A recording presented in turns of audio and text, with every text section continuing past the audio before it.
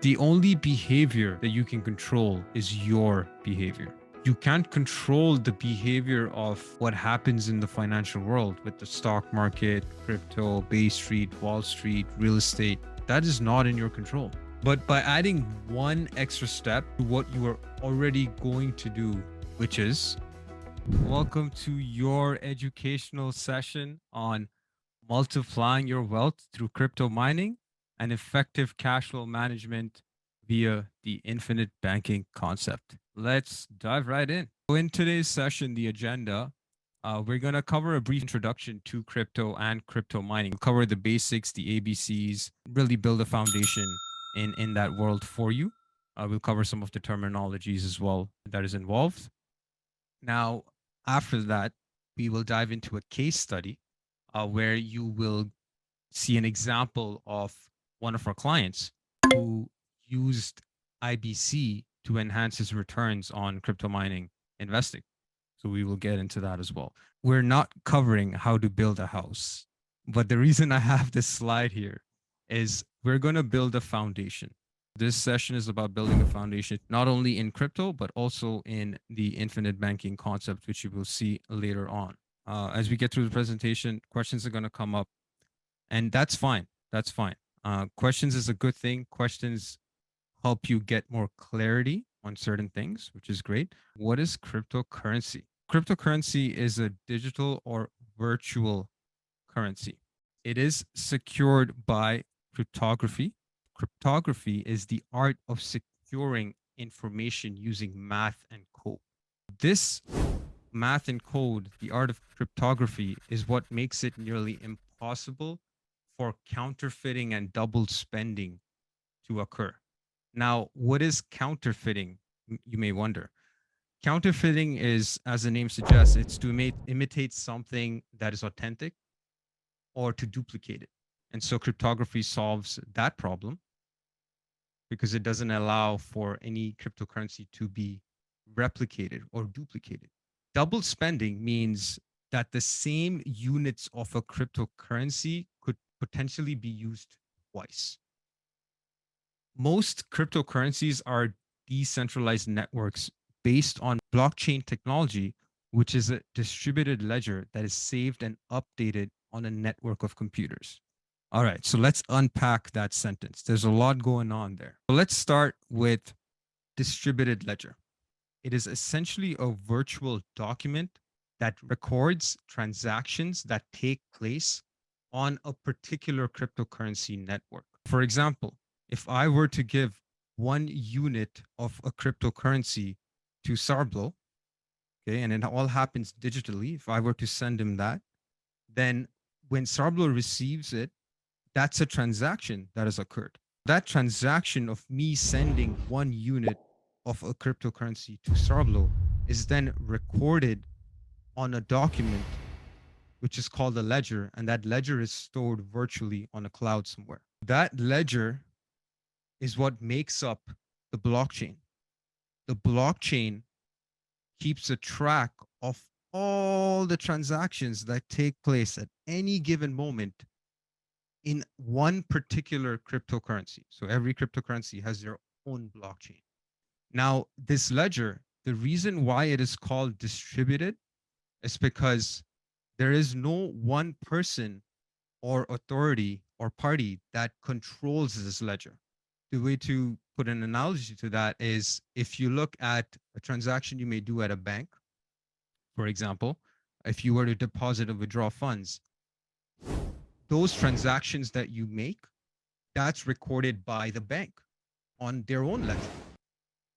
But the key there is it's controlled by an organization, a third party. Whereas in this case, in the case of cryptocurrencies, there isn't one authority, third party organization that controls it.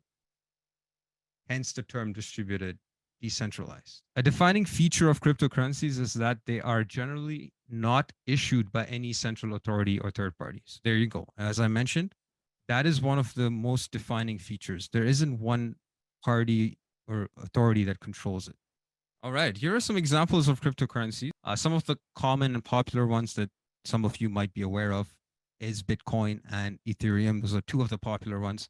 And then there are others as well. And they all have their own individual blockchains, and they all have own individual purpose. Okay. And there's a whole book you can write on each of them. So you can do your own research, but here's a taste of examples of some cryptocurrencies. All right, let's talk crypto volatility. So you wouldn't call it a feature, but one thing about crypto is that it's highly volatile.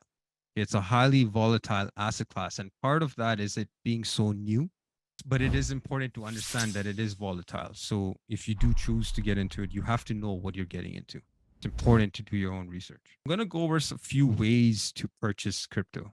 So method one, you can buy cryptocurrencies on an exchange. Some examples of an exchange in this case, you have Kraken and Binance. They are two popular exchanges where you can exchange your currency, your Canadian dollars in our case, or any currency that they allow for, into a cryptocurrency of your choice. It's very similar to how you would purchase stock on a stock market exchange, for example.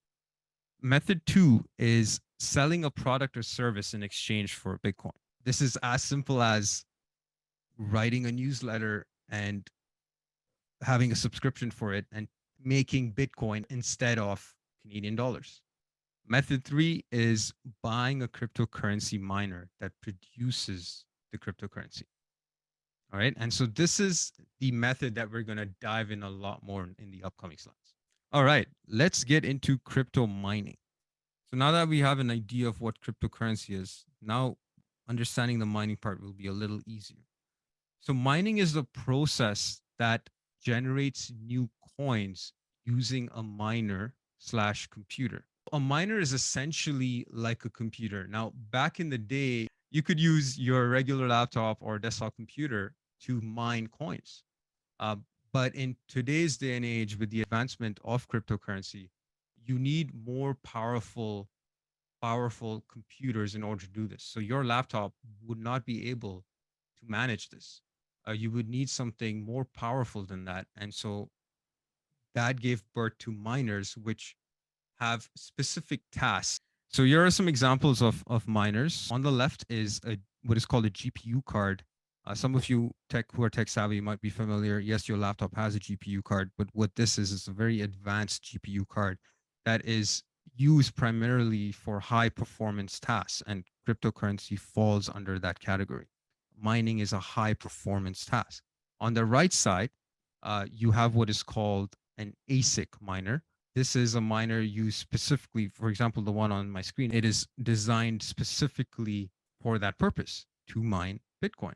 Well, cryptocurrency mining involves fast, decentralized networks of miners around the world that verify and secure the virtual ledgers that we now know blockchains, that are called blockchains, that document these cryptocurrency transactions, thus avoiding what I talked about earlier, counterfeiting and double spending. So all the miners' job is they're tasked with verifying and securing the ledger, the blockchain. And they do this by solving mathematical problems via code, mathematical algorithms.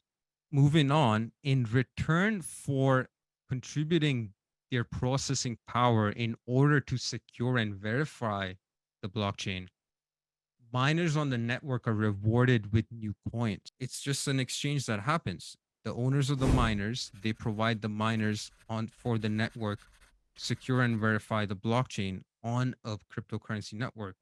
And then in exchange, they get rewarded with coins of that particular cryptocurrency blockchain. For example, if you were to help secure and verify the Bitcoin network, you would be rewarded in Bitcoin. And so it's a cycle.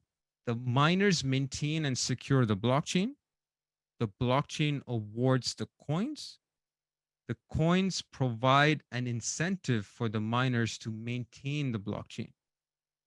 And so this is how the blockchain remains secure every single day, because you will always have miners mining and securing and verifying transactions that occur on a blockchain. The coins acquired by the miner can be exchanged for fiat currency, as I mentioned, Canadian dollars, US dollars.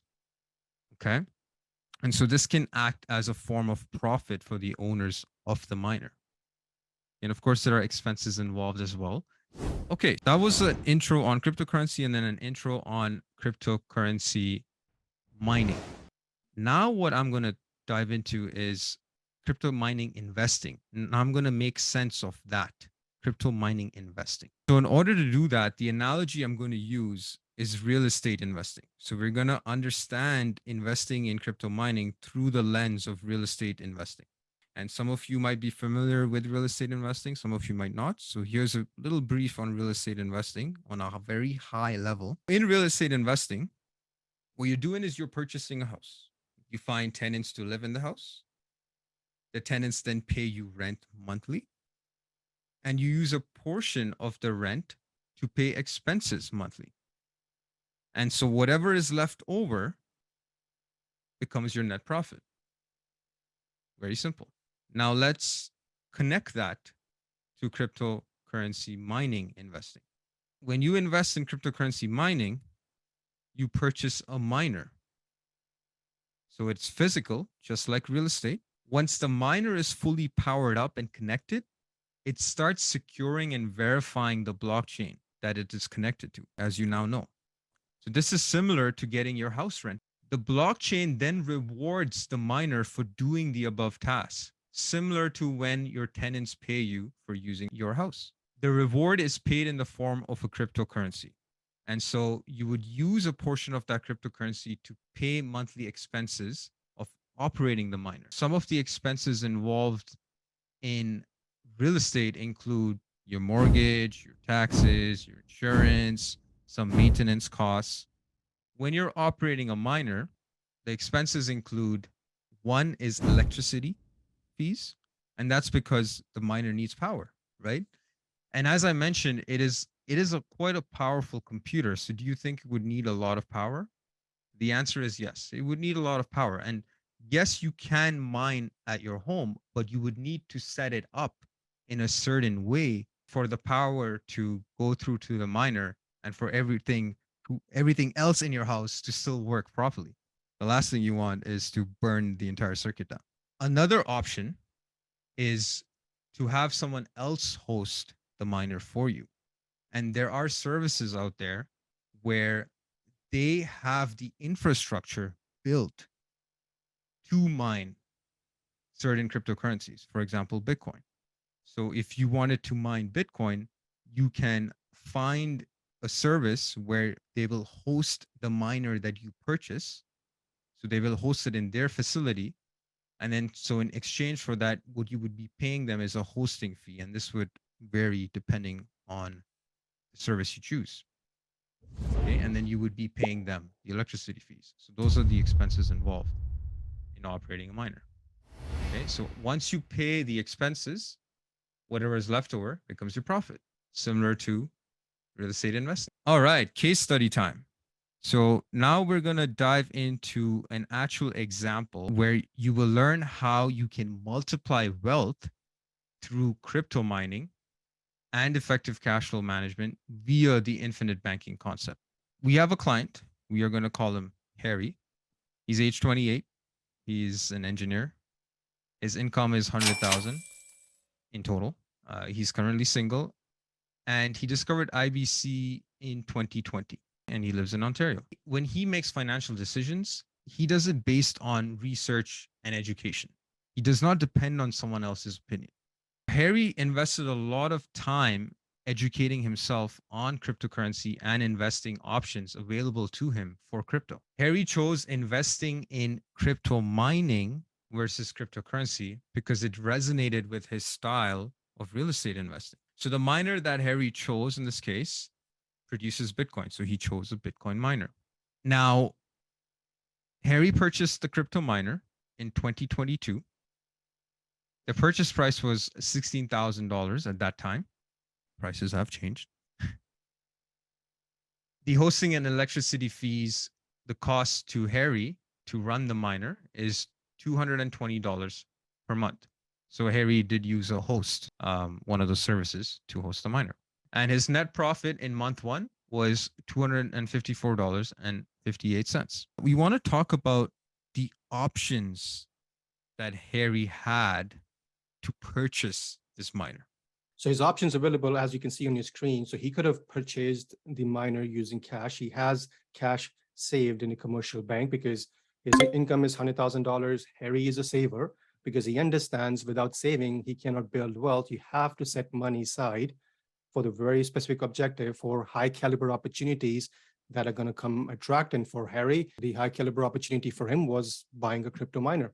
So he had cash available and he could have taken his cash and he could have bought the miner. Now, when we pay cash, there's cost associated with cash. Now, people may think that when we pay cash for things, we don't have to pay interest on using our own cash because we're using our own money. But the cost associated with using cash is called loss of interest. Because when you use cash, the money is gone permanently. You cannot reuse that money ever again. And that loss is permanent. It's gone over your lifetime, it's gone over your next generation to come. Now, the other option that Harry had, he lives in Ontario, he owns a property and he's been paying down the property, plus there has been appreciation in the property. And Harry understands that he can't take the house to heaven, right? So he can smartly use the house today and borrow against the equity that's built into the house via a method called Heloc, so home equity line of credit.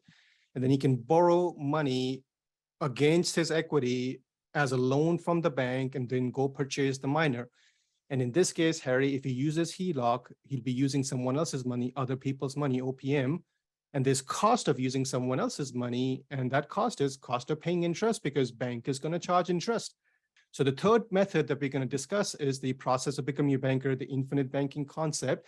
And the process of becoming a banker is not about losing interest. It's not about paying interest. It's all about recapturing interest. Now, you may not be familiar with the word recapture when it comes to recapturing interest. That's okay, because we're going to talk about all that in the slides to come. He has three options, and we're going to compare three options. Now, our hope is that you will have clarity towards the end on why does it make sense to do it through the process of becoming a banker versus the other two methods, which is to pay cash or to borrow someone else's money, in this case, Heloc. You will see clearly that financial progress is not just based on the decision of where to invest. Investing money is a good way to build wealth, recognizing that investments have risk associated with it.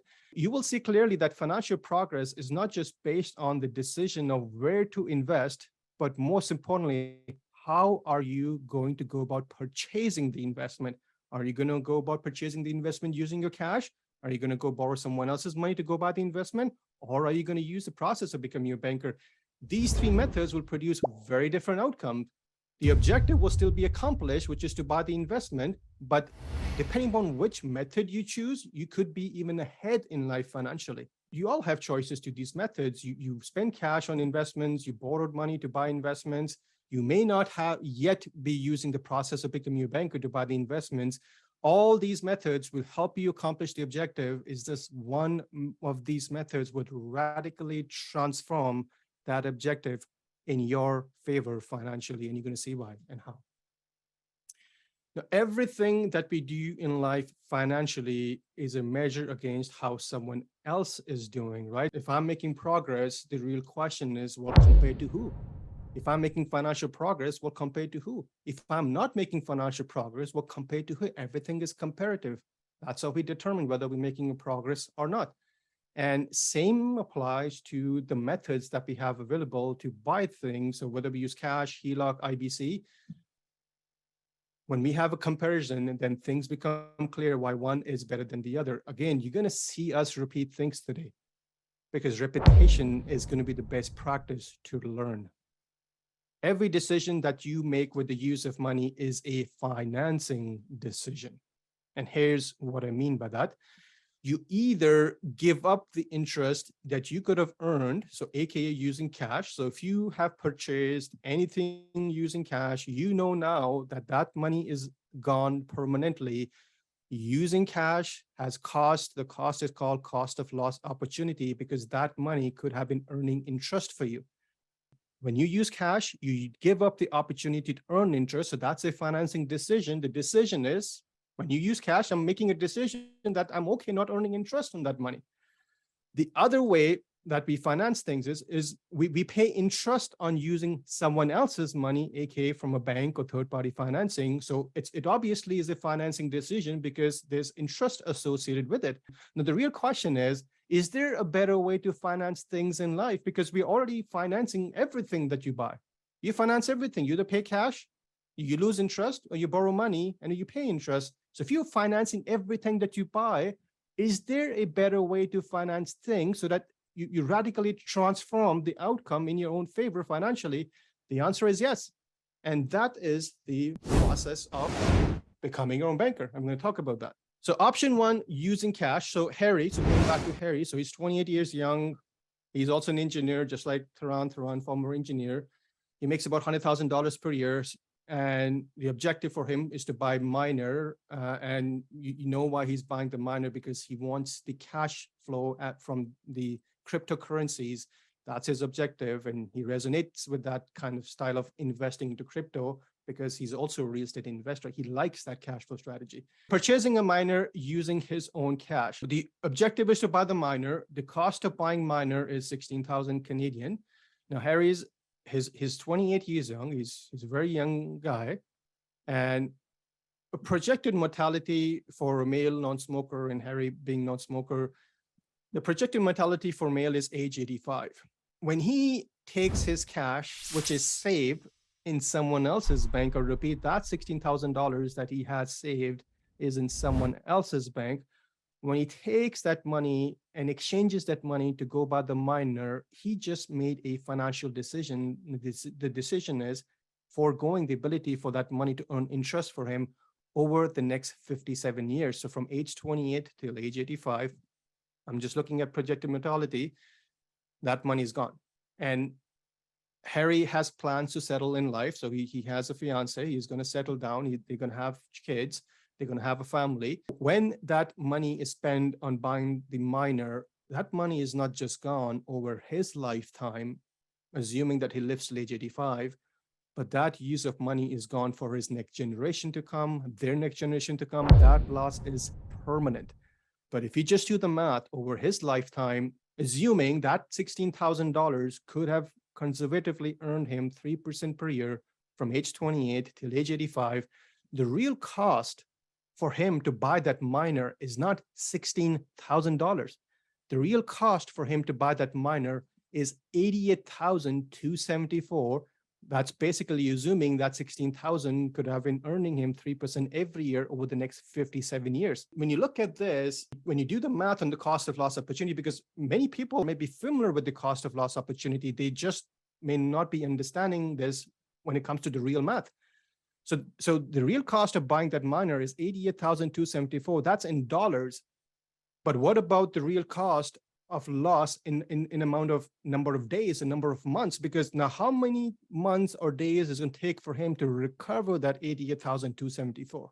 Let's just say it's going to take him a lot of time, a lot of days just to recover that loss. So there's cost of loss opportunity, there's time value of money. So by paying cash, he's actually going backwards. And this is something that he never saw until he read Nelson's book, that every decision that we make with the use of money is a financing decision. So paying cash may not be the best option for him. If he uses his own cash to buy the miner, he will accomplish his objective of buying the miner. But how much of the cash can he reuse? How much of interest is he going to earn on that money now? For how long has he lost the use of that money? All those things have to be factored in to make a decision whether cash is the best way to go about buying things in life. And in this particular case, we're just talking about buying a miner. The option number two is using home equity line of credit, Heloc. Now, purchasing a miner using Heloc, OPM, someone else's money, in this case, the bank. Now, there's interest associated with using someone else's money. Now, back in the day when he bought that miner, May of 2022, the Helocs were just shy of 5%. I'm just going to use 5% here. Now, the Heloc is even higher today. The interest rates are going up. Now, when we borrow money, in this case, a Heloc to buy the miner, his objective will be accomplished. But as he starts to pay back the loan now, so he uses bank's money to go buy the miner, and now he's taking his money and paying back the loan. while all that money is leaving him permanently. Who is getting the money? In this case, it's the bank. It's not his family keeping any of that money.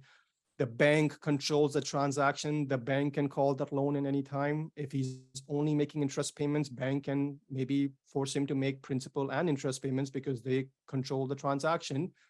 The bank owner and the bank owners, the people who have shares in the bank, are actually benefiting on the interest payment received from Harry, because that interest is now profit for the bank. Harry is not seeing any of that profit again.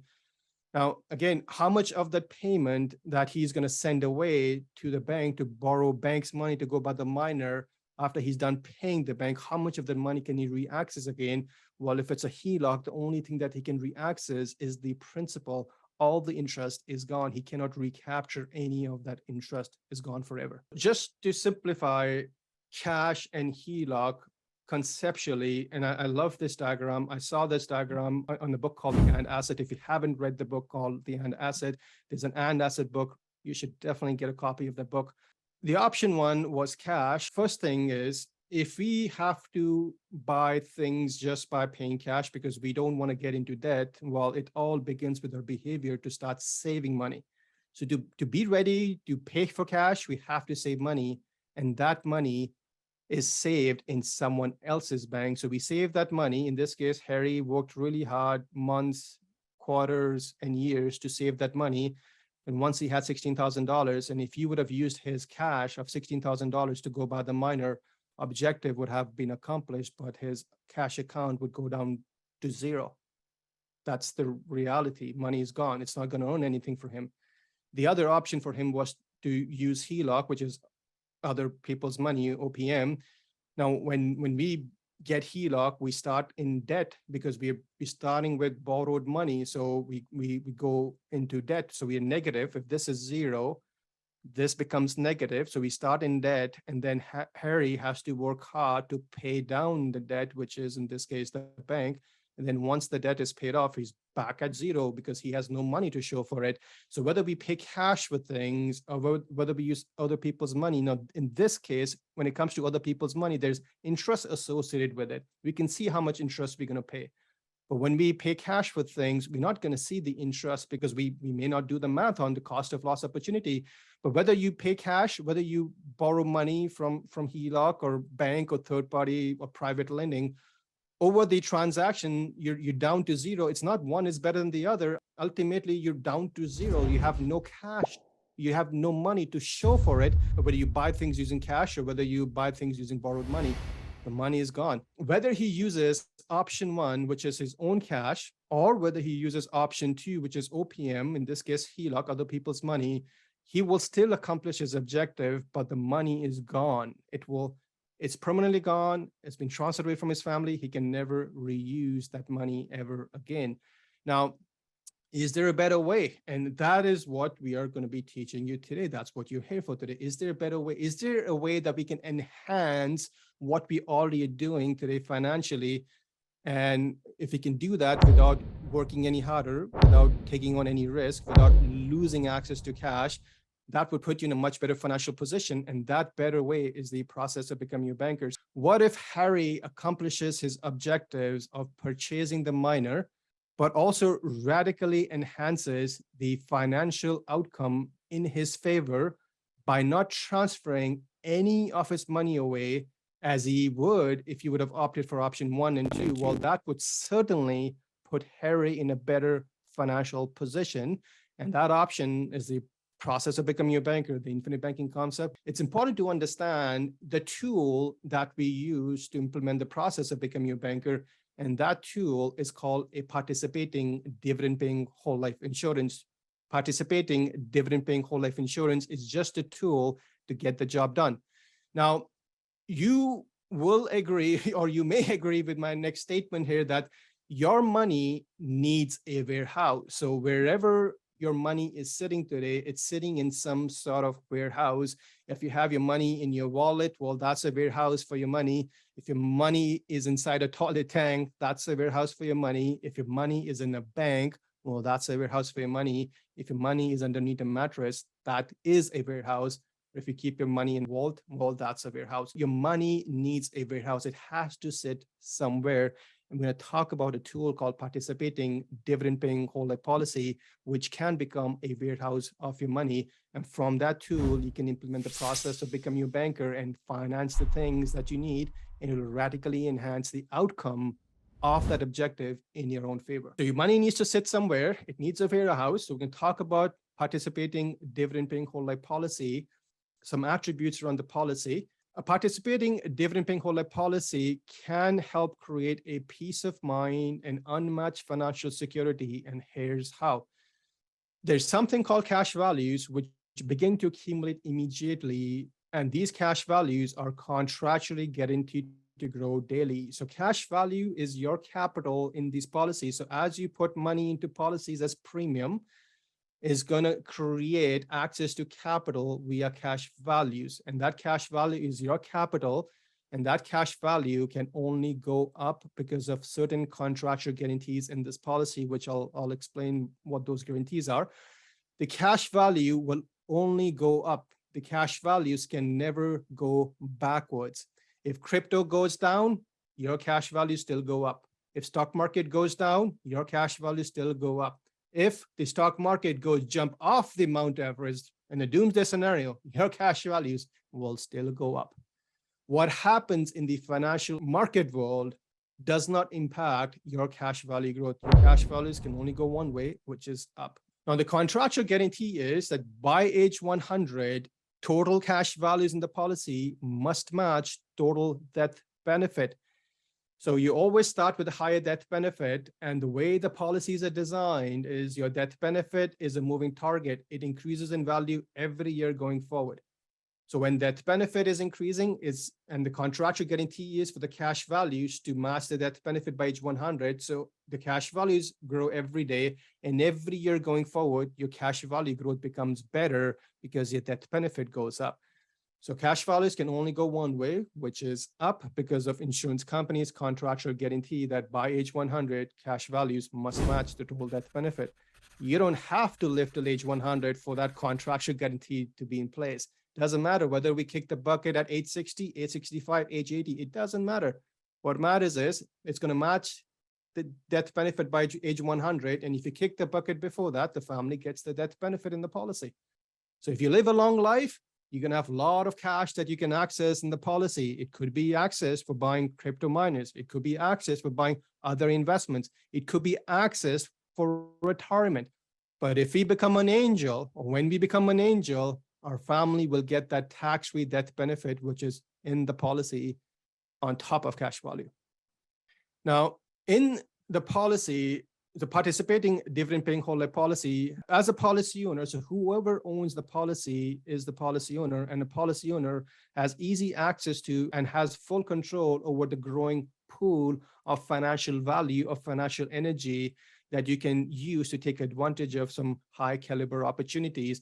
And we'll talk about how you can go about doing that, how you can access money from the policy. Now, when you are building cash values in the policy, you're not penalized for accessing the cash values early as you are when it comes to some other registered accounts where your money may be sitting today, like RSPs or other financial products.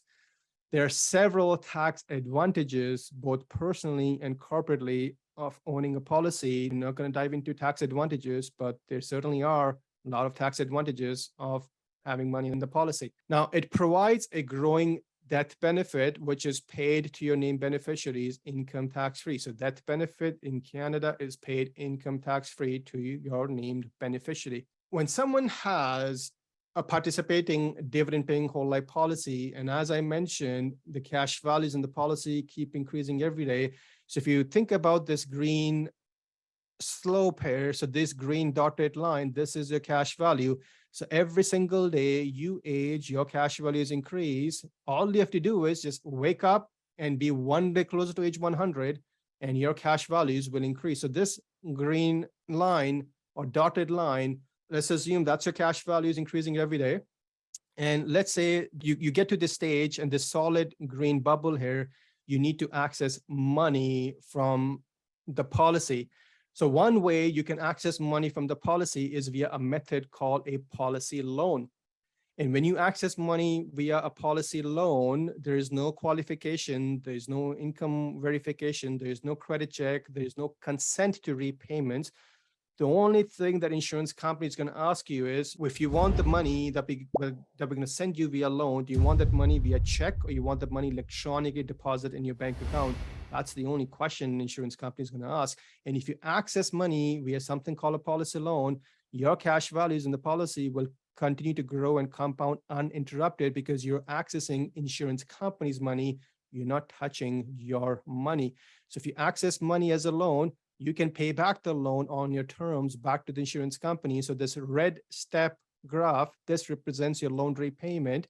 And once you're done paying back the loan back to the insurance company, you can re-access a lot more than what you were able to access the first time, because you're repaying the loan back into a ever-growing pool of capital. And if you keep doing this every time, you are actually a wealth creator. You're building wealth by financing things a little differently, because you're financing against your ever-growing pool of capital. And God forbid, at any time that occurs and there's still a loan outstanding, any outstanding loan is deducted from the death benefit and the family gets the remaining money. And the reason why the cash is increasing every single day, because by age 100, total cash values must match total death benefit. And that cash value can be yours. We talked about being a wealth creator, being able to access money as a loan. Now there's two ways. So one is a policy loan, which we talked about in the slide. The other way is you can always withdraw your own cash values. Now, again, if you withdraw your own cash value, the cash flow is increasing every single day, and you make a withdrawal of your cash value. Well, if you withdraw money from an asset that's growing in value every single day, you're going to kill the growth of the asset. Whereas if you're initiating policy loans against your ever-growing cash value, you're not killing the growth of the asset. The asset still continues to grow and compound no matter what. But you can access money via two methods. If you choose to do withdraw, you can. We just don't encourage withdraw. The process of becoming a banker is about achieving uninterrupted compounding in the policy going forward. So if you access money via withdraw from an asset that's growing in value every single day, well, that asset growth will stop. But if you're accessing capital via a method called policy loan, you will achieve uninterrupted compounding. So your money, called cash values, will continue to grow no matter what, as you are using insurance companies' money to accomplish the objective of buying what you're going to buy. So by flowing money to the system, you're not changing your objective, you're not changing your cash flow, you just matter about making sure that your money is actually compounding and growing while you're able to access insurance companies' money to accomplish the objective of buying the investments. Or in this case, it could be crypto mining. You could be using it for real estate. It doesn't matter what you need to use for money. If you borrow against your growing pool of capital, your cash values will continue to grow and compound uninterrupted. Now, here's what a policy loan process looks like. It's a single page document. And the input required on a policy loan document is, it needs your name. They need to know who you are. They need to know your policy number, because you can have multiple policies. They just need to know which policy you want to use to access a loan from. They need to know how much do you need, when what you can borrow from the policy is equal to 90% of your cash value. And the other question that they're going to ask you is, how do you want to receive that loan? Do you want us to send you a check, or you want us to electronically deposit this money in your bank account? Just let us know and we'll do it. Doesn't matter which option you want. We're okay doing both ways. And then you have to sign and date. So this is what's required to take a loan from the insurance company against your cash value. There's no qualification, no consent to repayment. So if you contrast this method of initiating loans versus how you today are initiating loans, you know which method is easy. Now, here's some important facts. The policy that we use is called participating dividend paying whole life policy. So we talked about the cash growth and the death benefit, but there's other thing which is in the policy. It's called dividend. And dividend that you receive in the policy is based on the design of the policy. It's based on how much premium you're putting in. So if you put more money into policy, you get more dividends. And dividend is coming from the insurance companies' profits that they generate on an annual basis. And the companies that we do business with, they have been paying dividends to policy owners since 1848 without a miss. So when you initiate a policy loan, it does not interrupt your daily cash value growth. So your cash in the policy continues to grow no matter what. When you initiate a policy loan, it does not reduce your death benefit while you're alive. Any outstanding policy loan is deducted from death benefit at death, provided there's a policy loan outstanding. It doesn't negatively impact your future dividends. So your dividends that you receive on policies, which is one time per year on policy anniversary day, if you have a policy loan outstanding, it doesn't negatively impact your dividends. There are companies out there which would impact your dividends if you have a policy loan outstanding, and we don't work with those companies. A policy loan is private between you and the insurance company, and it doesn't show up on credit reports. So if you are initiating loans from the policy, that is just private arrangement between you and the insurance company. It's not going to impact your ability to still borrow money from the bank if you have to use the bank going forward. At death, any outstanding loans are deducted from death benefit. Now, going back to Harry. So Harry discovered the process of becoming a banker in the year 2020. And as Taran explained, Harry doesn't make decisions to get into something, whether it's crypto mining or IBC, just based on someone's opinion.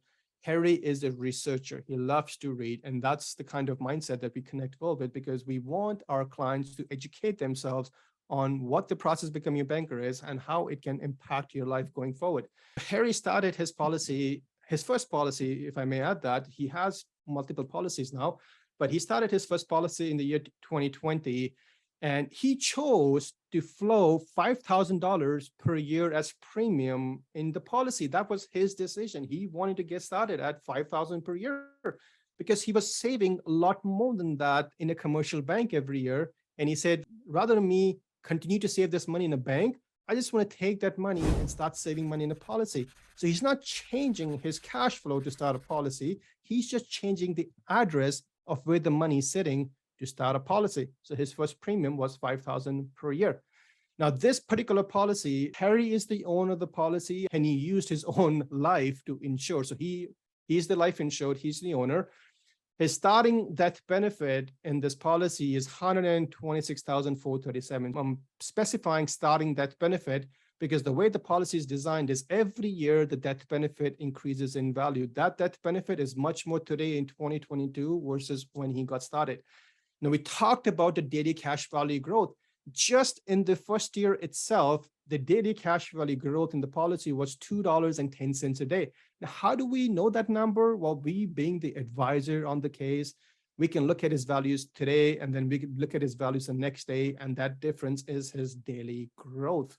Now, in the first year, 2020, when he started the policy, the daily growth was $2.10. As of today, the daily growth in the policy is $4.20. So you can see the daily growth in the policy increased. And this is what happens in the policy, because cash values must match death benefit by age 100, but the death benefit is a moving target. It increases in value every year. So when death benefit increases, it increases the daily growth in the cash value for that year. So as time progresses, as years progresses, his daily growth in the policy will also accelerate. So we're going to fast forward to 2022. If you recall, that it was in the month of May when Harry made the purchase of the miner. By May 2022, the cash values in his policy was over 8,000. The daily cash value growth in the policy is now $4.20 per day. The policy loan initiated in this case, Harry was able to use 90% of the 8,000, so 7,200, which he received in about 7 business days. As I mentioned, the miner cost was 16,000. Now, the $7,200 in policy loan is obviously less than 16,000. So the rest was funded by cash. So the remaining 8,800 was funded by cash. In this scenario, he was able to control whatever he could control. In this case, he was able to control $7,200 by taking out the policy loan. The daily interest charged by the insurance company in this case was $1.22, and that's daily. And here's the calculation. for those of you who want to do the math. And Harry decided to pay back the policy loans to the insurance company in the amount of $650 per month. How did he put this amount? He got it from earned income and he got it from the profits of the miner. So in this case, Harry decided to pay back his loans at $650 a month. The key word is Harry decided. Insurance company didn't force him to get an amortization schedule and stick to it. He can take a vacation from his loan repayment if he wanted to.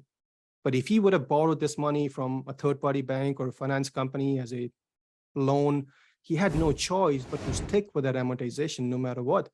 So when he is getting the loan from the policy to accomplish his objective of buying things, A, he's not interrupting the growth of his cash. Yes, he has to pay interest to the insurance company, but he is in total and absolute control to pay back the loan. And that's the key in this whole scenario.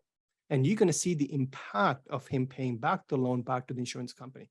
Awesome. And so here's a slide that I want everyone to pay attention to. As Sarbloh mentioned, the daily cash value growth in the policy is now $4.20 per day.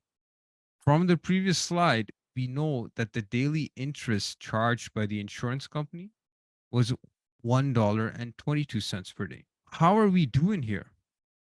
The cash value growth on a daily basis is far greater than the interest that the insurance company is charging. So right here, this is where Harry is recapturing the cost of interest. And he's doing that because of the way the cash value grows every single day. We talked about three options of purchasing miner. One was cash. And when if Harry would have opted for cash, he would have accomplished his objective. But use of cash is called losing interest because he's not earning interest on that money. If he would have used his Heloc, he would have still accomplished the objective, but he would have paid interest because Heloc is someone else's money. He has to pay interest. So cash is losing interest, Heloc is pay interest. The process of becoming a banker, as Taran walked us through, you can see his daily growth in the policy is $4.20, and his daily interest charged by the insurance company is $1.22 to use their money. And this interest is at 6.2%, as you can see on the screen. He's recapturing the cost of interest charged by the insurance company, which is $1.22, in the growth of his cash values, which is $4.22. So if you recall, I made a comment that IBC, or the process of becoming a banker, the infinite banking concept, is all about recapturing interest.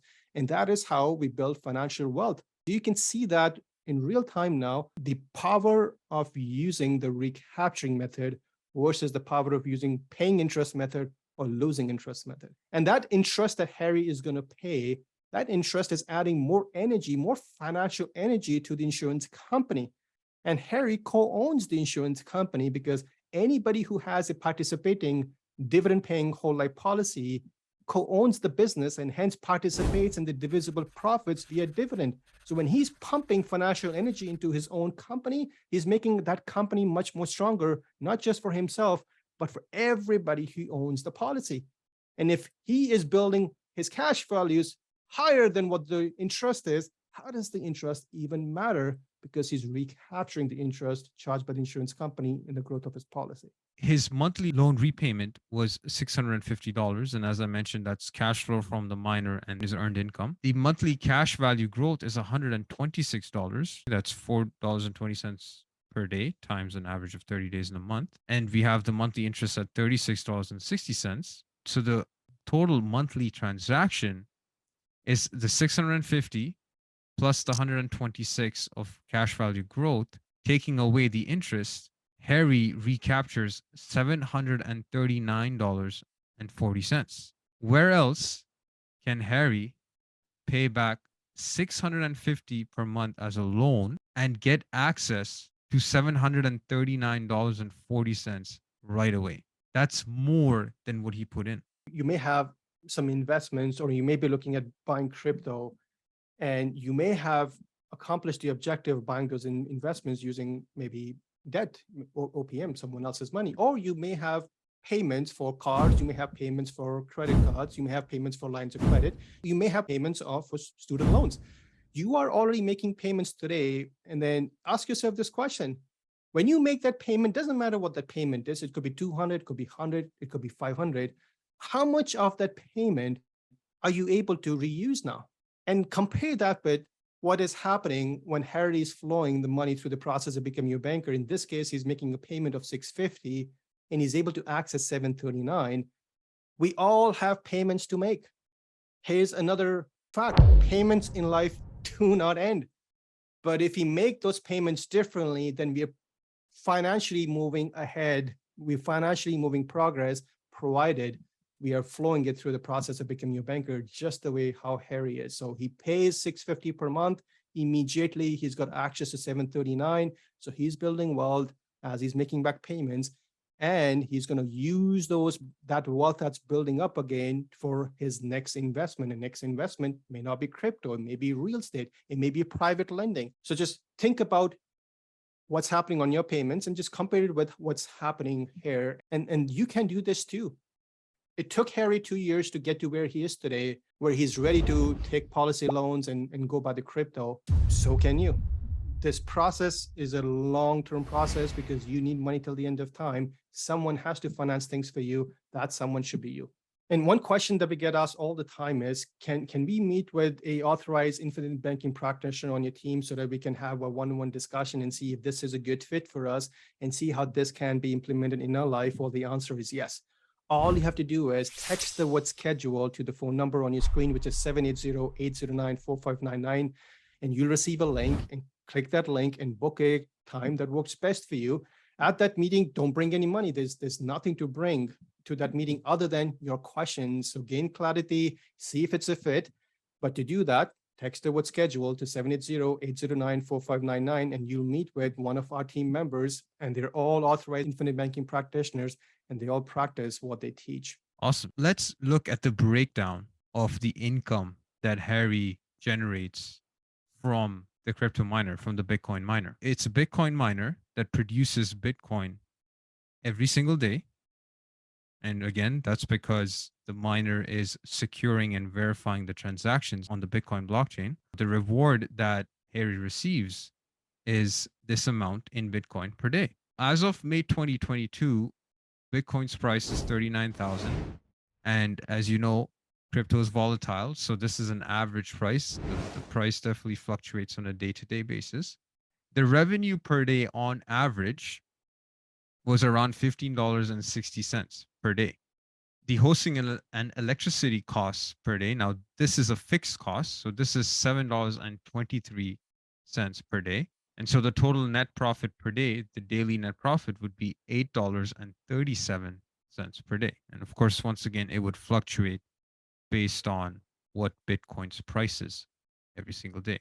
So the average total monthly profit based on 39,000 being the price of Bitcoin would be $254.58 per month. As of August 2022, so just last month, the Bitcoin produced per day remained about the same. So it's the same amount here. However, the price of Bitcoin dropped, and it dropped to about 26,100 on August 31st. It's a little lower now, I believe. Now the revenue per day is $10.44, so it dropped a little bit. The hosting and electricity costs remain the same, so $7.23 per day. So that's fixed amount, as I mentioned. And your total net profit now is $3.21 per day. That amounts to $97.63 per day. However, what I want you to pay attention to is, once again, the volatility. In May, when he purchased, his monthly profit was $254. In August, when he had the miner running, it was at $97.63. Think about the volatility in relation to how he purchased the miner. So as R. Nelson Nash, late great mentor, I should say, his saying is, everything begins with the way that you think.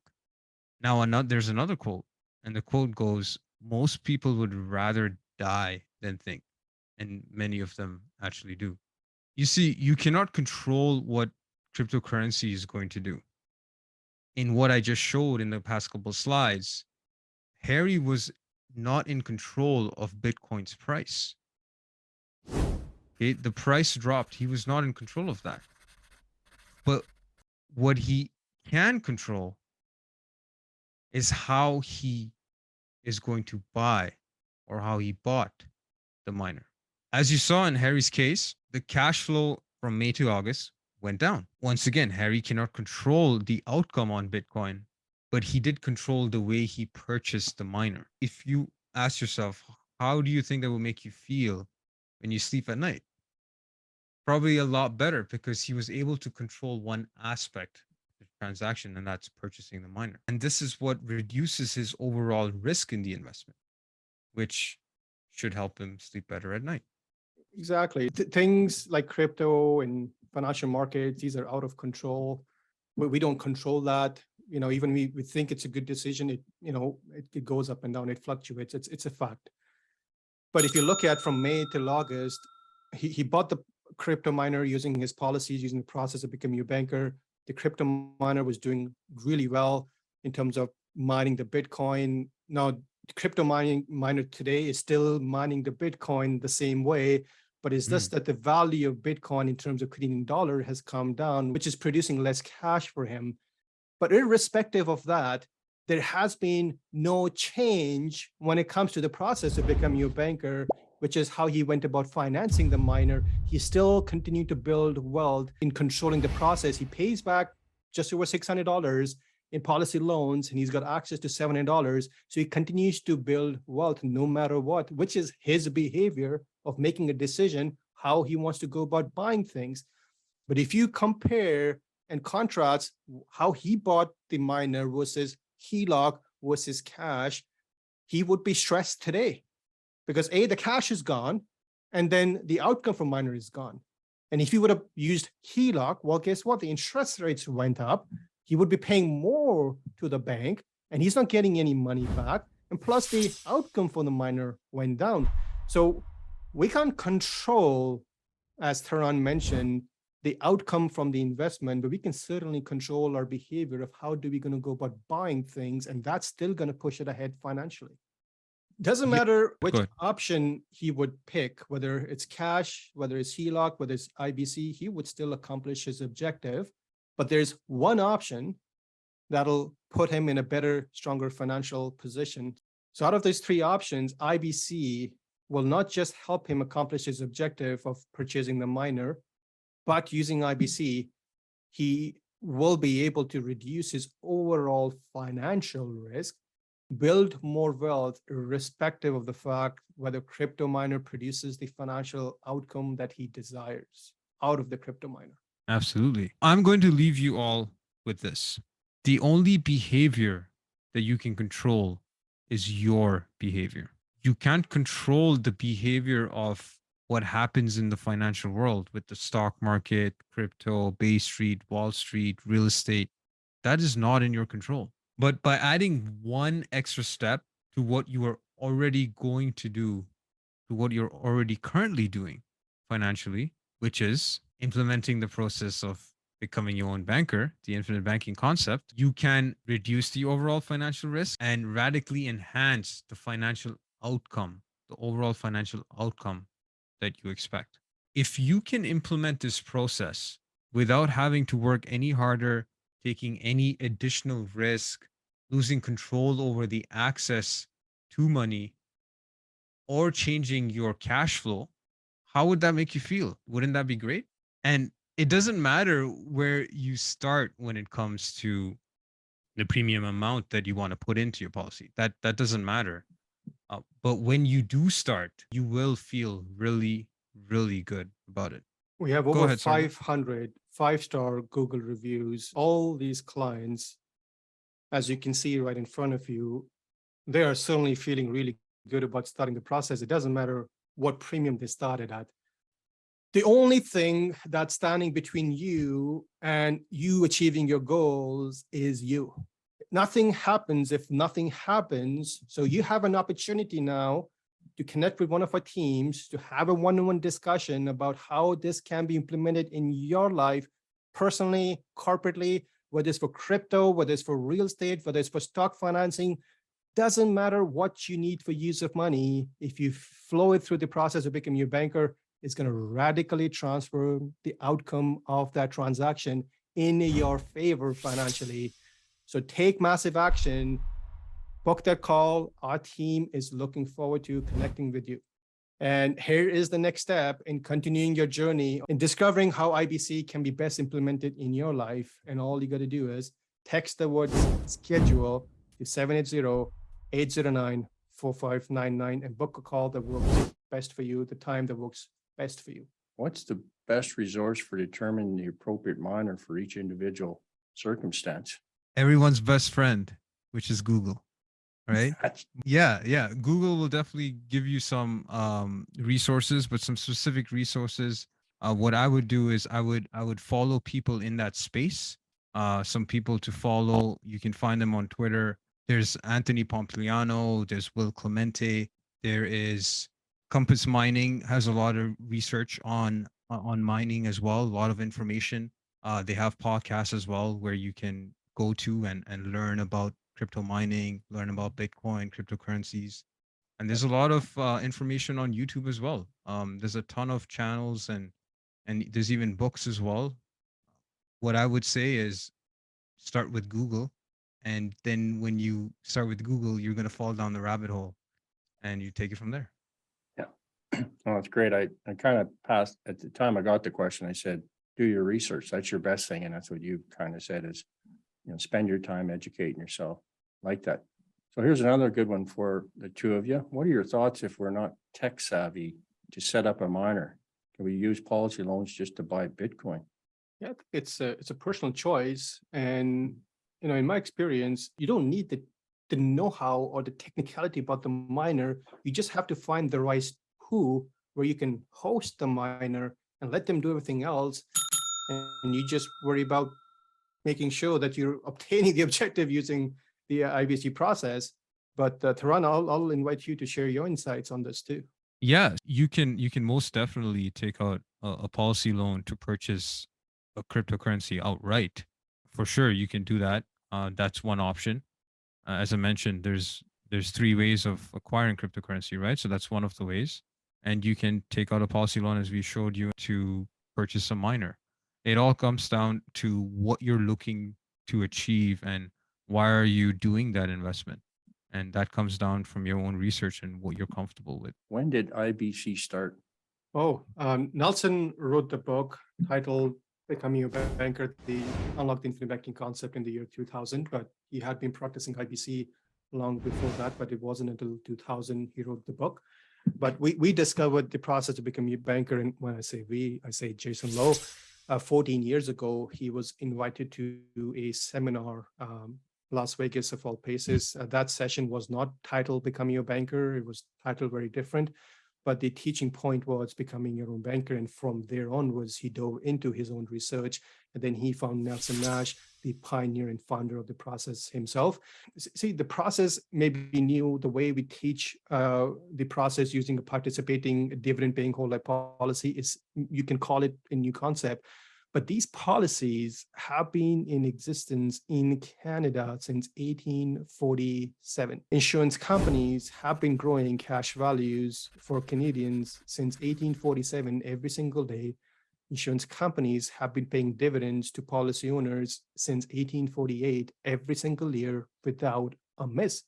Now, if that track record of growing cash value and paying dividend is good, well, if it's good, then compared to what? Because everything that we do in life is a measure against how someone else is doing. Yeah, the concept is new. The way we teach and what we teach is definitely new, but the tool has been in existence for over 170 years. Yeah, I think that did. Thanks, Sarbloh. So here's a good one. So if Harry were to purchase a miner with a Heloc, could not that be considered an investment and thus write off the interest on that purchase? 100%. He could. The answer is yes. But yeah, well, which would produce a better outcome? If the objective is to get tax deduction, you can still deduct the interest on policy loans if you wanted to, and you can still achieve that. So there's many ways to do it. And again, we don't discourage people not to use Heloc, not to use cash. We say, hey, if you got access to money via Heloc, via cash, and policy loans, well, use all access of capital to build your wealth. But the outcome will be better using policy loan all day long. That's right, and that's what we showed in the example. Harry did not have the entire 16,000 in the form of policy loan. He only had 7,000 or 7,200, I think it was, and so the remaining was funded via cash, and he could have done it via a Heloc as well. So, as Sarbloh said, why not do both? I think this has been really good. So text the word schedule to 780-809-4599 and book a time that works best for you.